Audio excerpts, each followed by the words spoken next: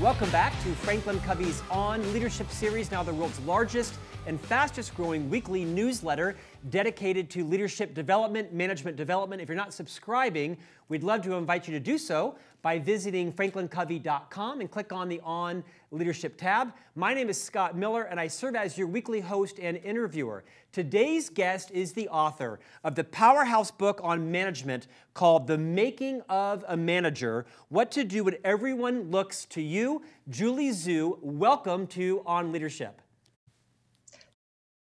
Hi, Scott. I'm delighted to be here. Thank you for having me. Julie, so honored that you joined us today. First of all, you serve during the daylight as the VP of Product Design at Facebook. You also are the author of several books, including the Wall Street Journal best-selling book, The Making of a Manager, which I hear is also Amazon's #1 book this year for business. Congrats on both those credentials. Thank you so much. It's been a pleasure to be able to talk about a topic I'm so passionate about, leadership and management, with people far and wide. You know, I'm often asked by our viewers and listeners, why do you have guests on to have a competitive book to FranklinCovey, right? We've been in business for 40 years. We're very passionate about leadership and management. And my answer is always the same. You know, one of Dr. Covey's legacies was to have an abundance mentality. And we're not scared of any competition. We hope all the competitors actually, increase their influence because it increases the competency of leaders and managers. And although you're not in competition with us, you've written a very pointed, inspiring, practical book on what to do when you're a manager. So we're delighted to give you a platform for all of our customers. I want to ask you first, why did you write the book? And did you struggle with the title being The Making of a Manager? Because as you know, we've talked about this sort of ongoing debate between leadership and management. Talk a bit about why you wrote it and how you titled it. Absolutely. So my story, my own journey into management started when I was 25 years old. And I had joined just a few years ago a rocket ship startup, which was Facebook. And I joined when we were about 100 people. And so, you can imagine it's a small group of people. We were all very passionate about what we're doing. We're working around the clock. We're wearing many different hats because we're trying to get our service to be successful and valuable. And, we were doing quite well. And so as companies do, we grew. And as we grew, suddenly, more and more people were joining the company. And that was when my manager turned to me and said, hey, you've been here for a few years. And guess what? You get along with everyone on the team. So how about it? How about you manage, the half of the team with me? And, at the time I said, sure, because again, this is a startup. We're all used to doing things we've never done before in the service of, building this dream that we had. And it wasn't until weeks, months, years later that I realized I was totally unqualified for the job and I had no idea what I was really doing. And I remember this journey because, I sort of had to learn through fire. I had to learn through the process of, growing with the company, growing with our products, growing, from 100 people to, today we're 40,000 people. And a lot of those lessons, were learned from making mistake after mistake. And when I look back on that, I kind of wish that someone had sat me down and, had kind of coffee with me and, shared with me kind of the basics of management, because that was what I was looking for. I remember reading a number of wonderful leadership books, and, many of them helped me along the way, but they also seemed like they were written by people who were far more experienced than I was, people who had been CEOs and who had been studying organizations for, dozens of years and were trying to help executives take their organization to the next level. And the book that I was looking for was really, teach me the basics, teach me management 101, tell me how I'm going to go and do a one-on-one, how I should think about meetings, how I should think about recruiting. And, this is someone who's never done it all before and hasn't gone through a lot of training courses or maybe have seen this path over 10 or 20 years. Tell me what that's like for a manager in that position. And that's, the story that I wanted to write about. And, that's the book that I hope can find other people who are in a position like me and who could find it useful. Well, I think you nailed it because your story is so similar to mine, right? Like you, I was a pretty successful independent producer, and unfortunately, those sets of skills got me promoted to be a manager. And just this morning, I was being interviewed by a newspaper for FranklinCovey about our own point of view, and I said the exact same thing to the reporter. I said, I wish that someone would have told me, Scott, you're being promoted. Now, by the way, all of these skills that served you well in your previous jobs, those are great, but most of those aren't going to translate into what you need to learn now as a leader. So leave behind what you need to, take forward, but here are some new things that you have to learn. I think you faced a very similar pivot point.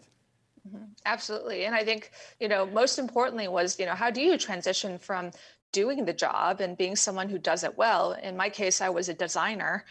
And how do you transition from being an individual contributor who was making all those decisions on the ground about what the design should be and where the pixels should go, and should we use this button or that button, and start to think about not just doing the work yourself, but how do you help a team achieve great outcomes in doing that work together? In fact, Julie, that's kind of the foundational premise of the book. You open it with this, quite bold statement. Your job as a manager is to get better outcomes from a group of people working together. How did you come about with not that profound, but very practical point of view? Because it really is the premise of the book. Mm-hmm. I feel actually that this is something that I came to over maybe a decade of managing, because in the beginning I was besieged by today what seemed like not necessarily misconceptions of management, but maybe a more short-sighted view. I know that when I was 25 and I took over the job, when I said yes to being a manager, my conception of manager was that I had to support my team. And that's not wrong, right? We all know managers do support their team, but I thought that supporting your team meant that you stood up for them, you helped them solve their problems, you were someone that they liked, you could assign them to roles. And over time, they all became kind of like a series of tasks. And I realized I didn't actually understand, well, what are all these tasks for? Like, what is the greater end? And, over time, if you just keep distilling it all the way down to, well, why are teams formed? It's usually because there's a goal, right? There's something that the team is trying to do together. And it's the belief that a group of people can do that thing better than a single individual can. And, that's why we work together with other people. That's why we have teams. That's why we collaborate. And, it's going all the way down to that core principle of, okay, so there's clearly an outcome we need to achieve.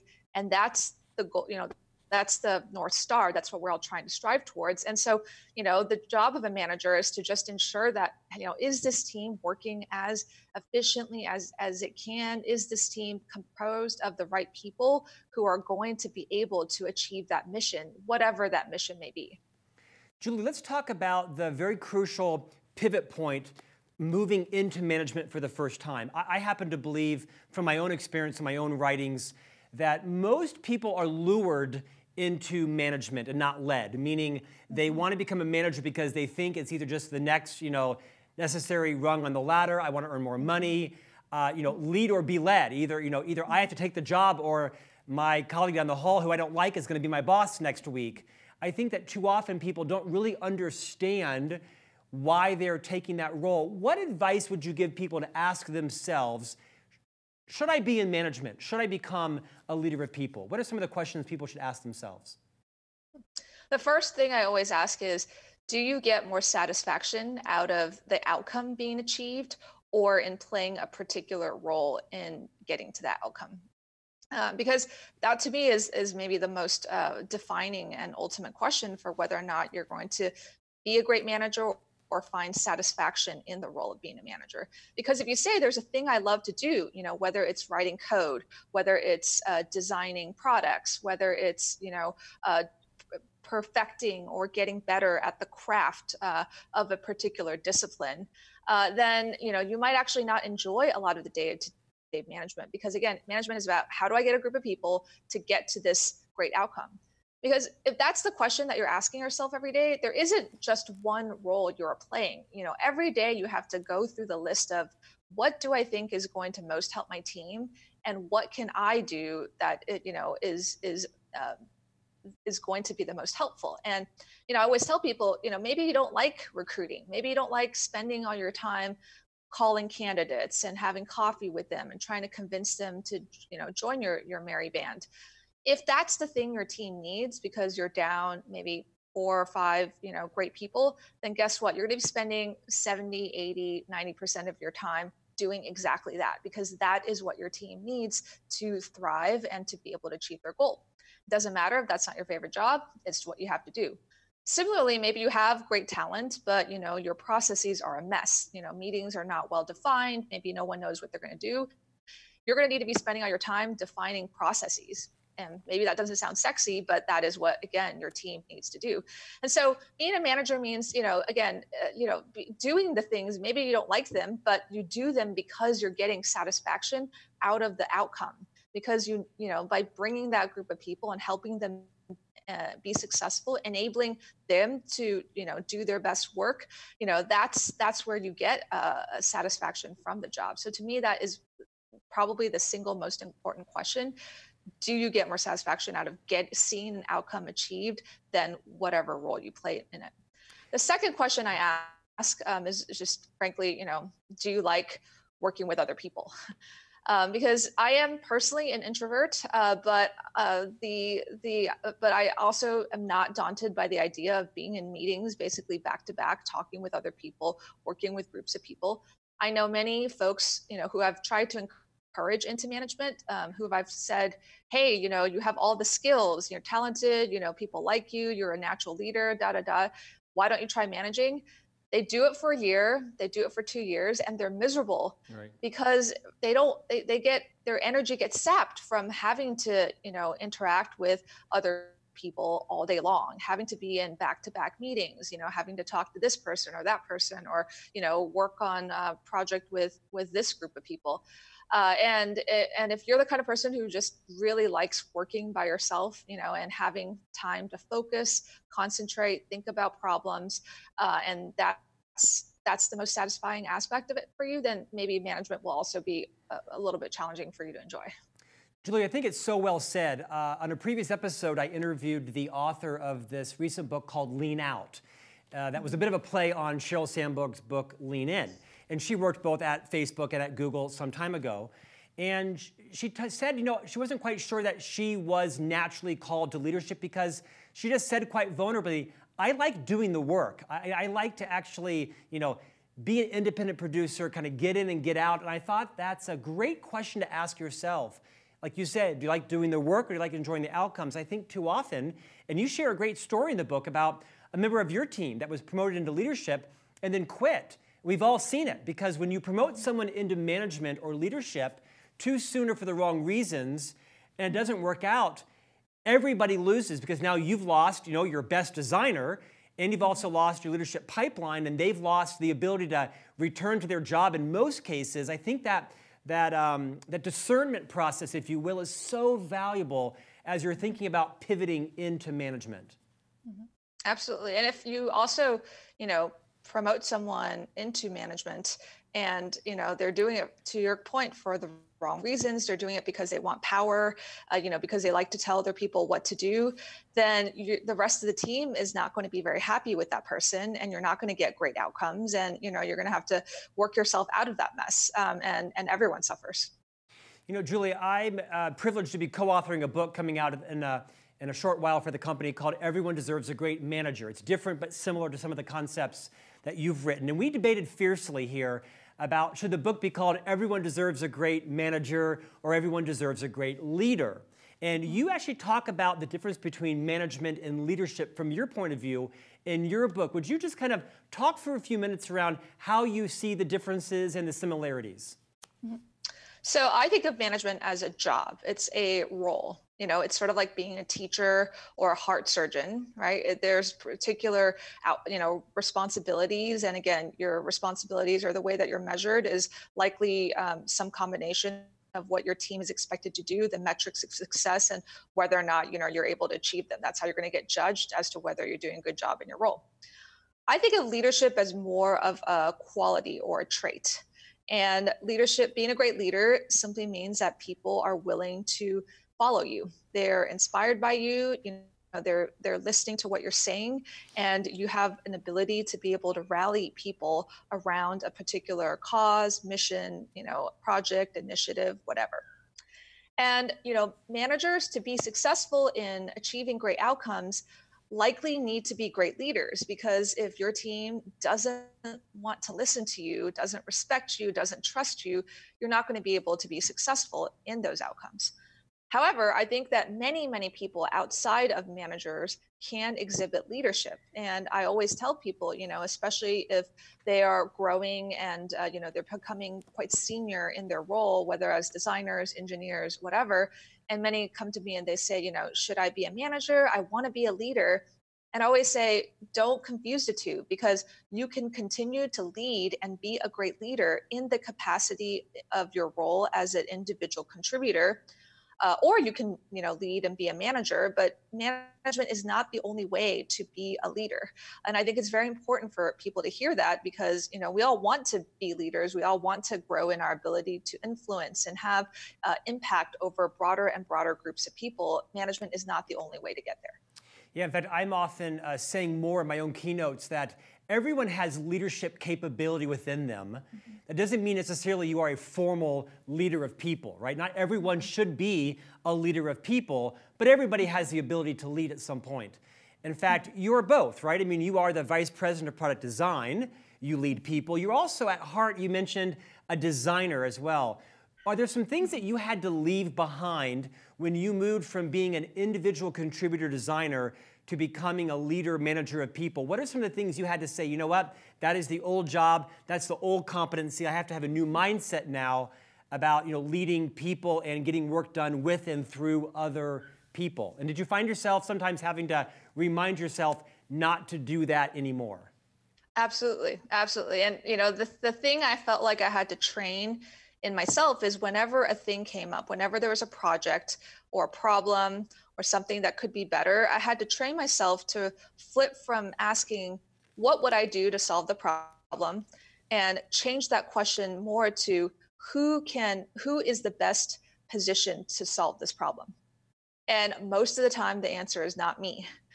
Because people who are closer to the problem, who have more time to spend on the problem, who have more context around and the network of relationships around, other people who are involved in the problem, those people are far better suited to solve the problem than I am. And that was a little challenging, because, I grew up, I went to school for engineering. I kind of have an engineer's mindset of, like, there's a problem, I want to start to immediately figure out what the solution is. And having to just train that mindset of, okay, it's not about me anymore and what I would do. It's about who can I task this to? Who can I, give ownership and hold them accountable for doing it, but also set them up so that they can be successful to solve that problem. That's a huge shift, and took many, many years. And I still catch myself sometimes eagerly starting to brainstorm instead of taking a step back and thinking about the team and thinking about who is best structured. And I think I often go back to kind of delegation being one of the most important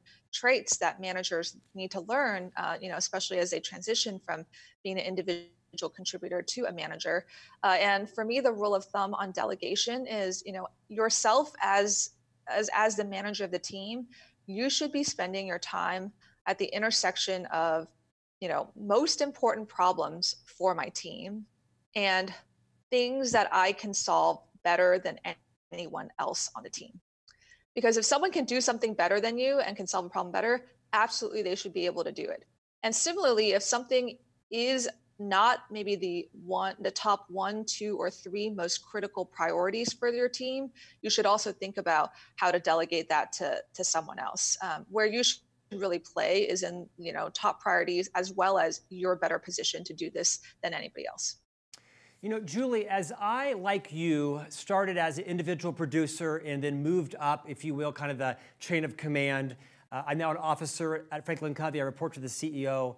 I just turned 51 within the last year, and I came to a bit of a self-awareness epiphany, and that was that up until I read Liz Wiseman's book, Multipliers, which is an amazing leadership book, I felt like my job was to be the smartest person in the room, the most creative, that the buck stopped with me, and I had to be the person responsible for all of the solutions. And as a result, I tended to, horrifyingly, hire very smart people, but people who I thought were just a little bit not as smart as me. I was probably arrogant, they probably were smarter than me, but I wanted my value, my stature, my position to be secure, and I was quite fearful of hiring talent that I thought would eclipse me. And then I just had this, I'm embarrassed to admit, this news flash in my 50s that said, no, that isn't my job. My job is to hire people who are smarter than me, obviously, clearly, glaringly smarter than me, and I'm kind of the glue. My job is to be a talent magnet and move them around the company. Have you experienced any of that, or is that just my own narcissism? What advice would you give to leaders who are, naturally concerned about their own stature in the company, but they need to come to that maturity that you don't have to have all the answers. You won't always fix everything. What advice would you give people?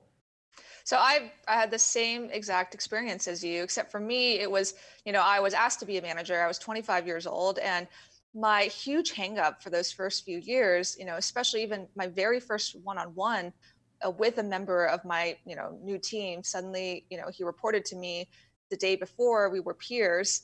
I didn't know what to say to him because I always respected this person as a better designer. He had gone to design school. He had a lot more experience building and designing products. He had a command of typography that I did not have. And I struggled, I asked myself, well, why am I his manager? I'm sure he's not going to respect me because I'm not better than him at this particular, thing that we do called design. And so how am I going to support him? How am I going to have the ability to influence him or tell him what to do? Like, why would he even listen to me? I'm sure he resents me. I'm sure he, is not happy about the fact that I'm here today as his manager. And these were insecurities that I felt for, months and years going into the job, right? Because to your point, when someone comes in and they're a little bit less experienced than us, they're a little bit, more junior to us, it feels comfortable because we know their path, right? We know how to support them and guide them because oftentimes we ourselves went through that same path. So it feels like we're, talking to a person who is similar to ourselves, who is maybe, some years behind, and that feels really comfortable. But yeah, I came to the same realization as you that, again, if we go back to, okay, what are we here to do as managers? And it's to get great outcomes from our team. The number one lever that managers have is people and talent. And if you can get your team to, let's say, be twice as skilled, right? Or twice as good as what they do, you're probably going to have much better output. You're going to have better outcomes as a team. And so, being able to both hire talented, amazing people, the best that you can find, as well as helping to coach, great people to that next level, that is, a huge portion of what management is all about and what, a great manager should be spending his or her time focused on. And the thing I had to tell myself is, you don't have to be better than somebody on your team at a particular skill to be useful as a coach, to be helpful. And my best analogy is like you look at someone like Serena Williams, or you look at any elite athlete, and they have a coach. Sometimes they have multiple coaches, and those coaches are not playing the sport. Like Serena Williams' tennis coach is not a better tennis player than she is, but yet it would be unthinkable for her to not have a coach, right? To assume that she was so good because she's the best in the world that she didn't need that and she could just help herself. Coaching coaches help you be aware of, your blind spots. They encourage you, they can help you develop a plan that enables you to do your best work. And I think the best coaches oftentimes are kind of mirrors for ourselves that help us better understand ourselves and help us, work through those things, those barriers that are inhibiting our own performance. Julie, the book is a gem. I thoroughly enjoyed reading it, and I've spent my entire career in this leadership management development industry. I've been responsible for launching the majority of our books. I love books, as you can see in the set, and I think this is a great read for anyone. I want to end our discussion with my favorite part of the book. It's actually on page 89. I won't quiz you. I'll set you up. You talk about how every major disappointment is a failure to set expectations. It's a topic that I'm super passionate about. One of our own thought leaders, Blaine Lee, He passed about a decade ago. He wrote a book called The Power Principle, Influence with Honor. And the one thing that I took away from Dr. Blaine Lee, who was one of Dr. Covey's original confidants and very good friends, he said, loosely quoted, "Nearly all, if not all, conflict in life comes from mismatched or unfulfilled expectations." And I think it's so true with your boss, your colleagues, your wife, your mother-in-law, whatever it is, setting clear expectations is so important. And you dedicate a part of the book. Why did you write about this? Whether there's some personal experiences, I think it's a major aha for people to understand the importance of setting and clarifying expectations. I think at the end of the day, as whether it's as people or whether it's as teams that are trying to do something, right? The thing that messes us up oftentimes is just miscommunication. It's I assume that, because I want to do this thing, or I think that this is what's right, or, I think that, this is what you want me to do.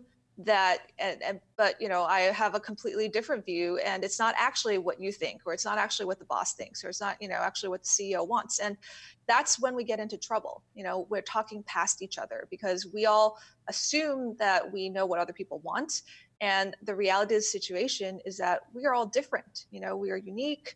We come from different backgrounds. We have different contexts. We view the same set of facts in a different light. And being explicit about what it is we think our job is, or what it is that we want, or what it is that we think, our team is meant to come do together, or how do we define success?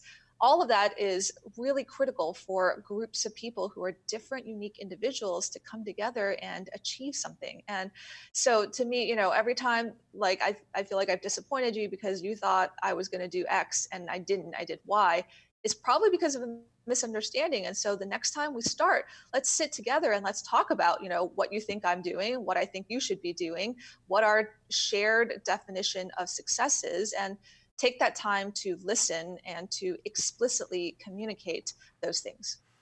Julie, who do you credit for your extraordinary wisdom at such a young age? I credit all of the people that I've ever worked with, the people who took a chance on me, obviously my parents, but, most importantly, all of my amazing colleagues at Facebook. This is the company that I grew up in. This is the company where I had the opportunity to be in the roles that I was in, and to grow, and to have peers and mentors who were honest with me and helped me along the way and gave me the opportunities to grow.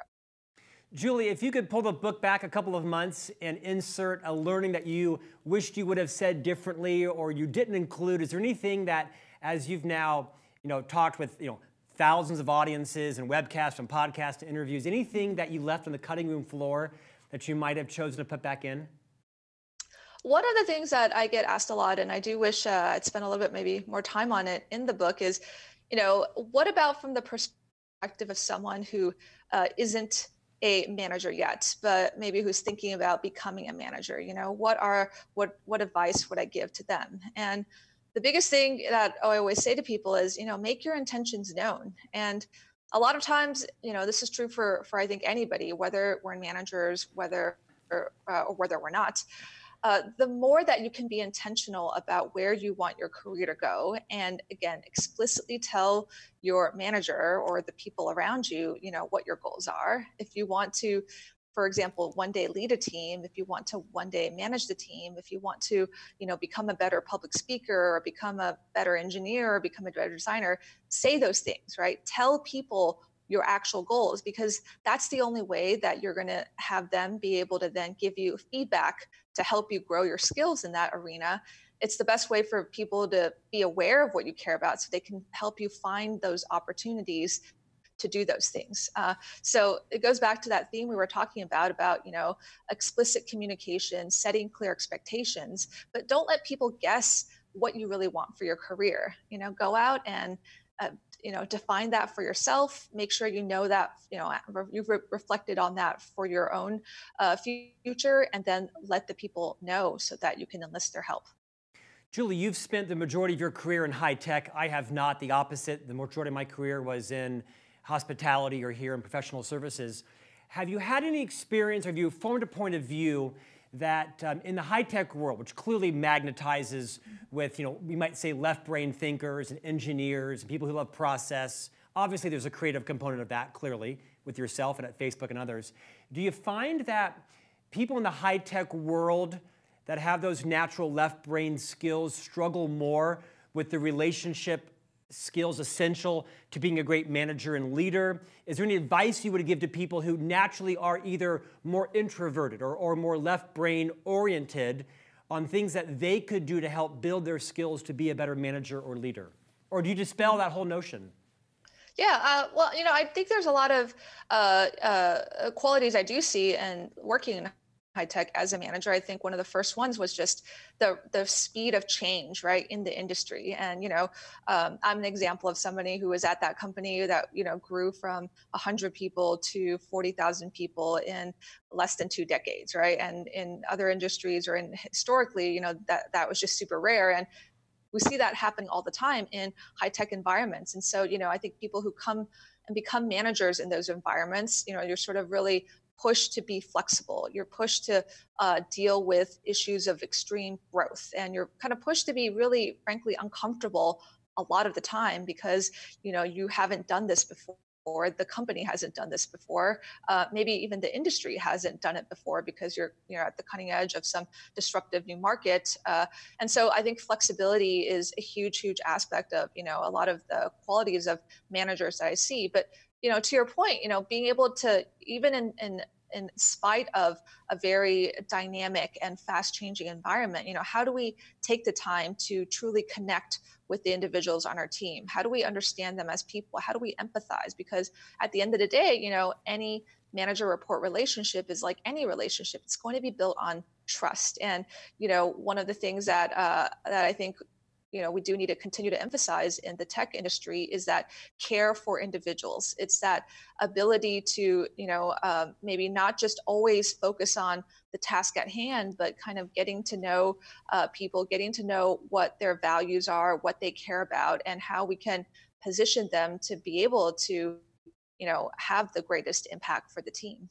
I think there are also benefits of being, a kind of a systematic thinker. And a lot of times it's, coming up with frameworks or coming up with maybe you call it engineering systems that help, improve outcomes for management. I think one of the things that, as always, we sometimes talk about and joke about is, management is still one of those areas where it's so human, right? It's hard to imagine that a machine could do this because it's so much about human relationships. But there are probably things that that better data can help us enable as managers. So, for example, can we do a better job of tracking outcomes? Can we do a better job of understanding if individual managers are having the effect that they wish they were having, with their individual teams? What can we build to kind of help with that level of relationship building or collaboration? And it's kind of exciting to see some of the developments, even with products that help teams manage more effectively. Julie, you've got a lot going on. You're now a best-selling author. You're a leader at Facebook. You're a mom of 2, and you're a spouse. You write a very popular blog. What's next for you?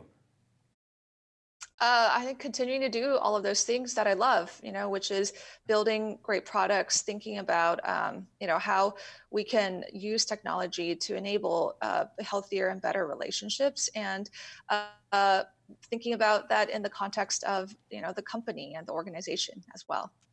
Julie Zhuo, author of the book, The Making of a Manager, What to Do When Everyone Looks to You. Thank you for joining FranklinCovey on Leadership. Thank you so much. This has been a wonderful conversation, Scott. For us as well. Great success to you. Thank you for joining us. Pick up the book. It's phenomenal. From someone who knows a bit about the book industry, writing books on this topic, which I've now authored or co-authored too. I think Julie's book is an absolute gem. Thanks for joining us on Leadership, and we'll see you back here next week.